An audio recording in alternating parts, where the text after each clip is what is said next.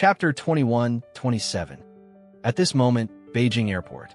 A military transport plane belonging to the Chinese Self-Defense Force landed at the airport.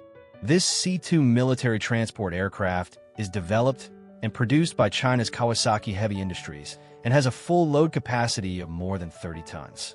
In the cabin of the transport plane, nearly 100 Chinese Self-Defense Force soldiers with live ammunition are escorting more than 50 top Sioux family masters, including Ruoli.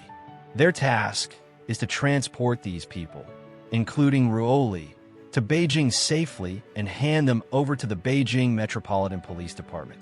The Matsumoto family's killing trial will soon open in Beijing. By then, everyone, including Ruoli, will participate in the trial as defendants. The Chinese Judicial Department is preparing to conduct a public trial of Ruoli and others this time, and simultaneously broadcast it live to the whole country and the world through TV and online channels. The reason for such a huge momentum is mainly because the previous Matsumoto family's killing has had too bad an influence throughout China and even internationally, so that it seriously affected the overall image of the Chinese Judicial Department.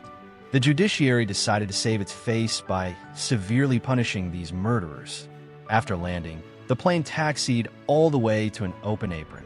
Hundreds of special forces from the Beijing Metropolitan Police Department had been waiting here for a long time. All of them were loaded with live ammunition, and they had a strong spirit for fear of any changes in this matter. Therefore, not only did they dispatch hundreds of elites this time, but they also dispatched more than 30 wheeled armored vehicles. These wheeled armored vehicles, which are usually used to deal with terrorists and criminals, were now all mobile prison vehicles for this group of people. Ruoli was very nervous at this time.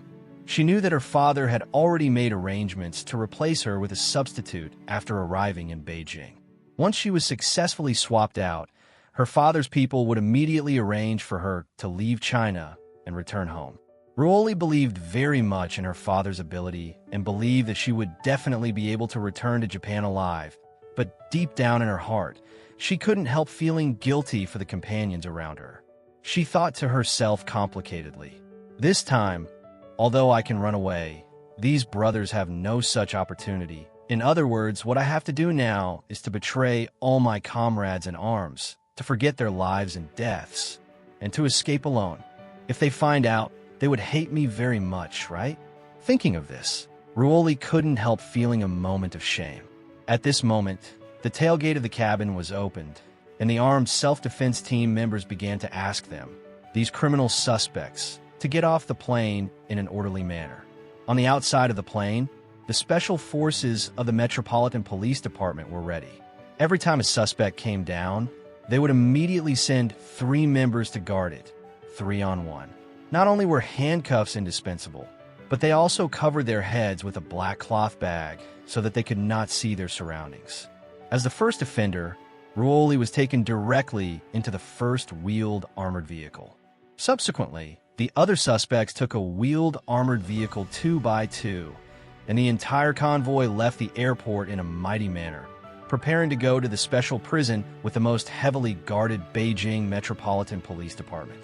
At this time, on the edge of a crossroad on the highway outside the airport, several people in black were using binoculars to observe the convoy coming from a distance.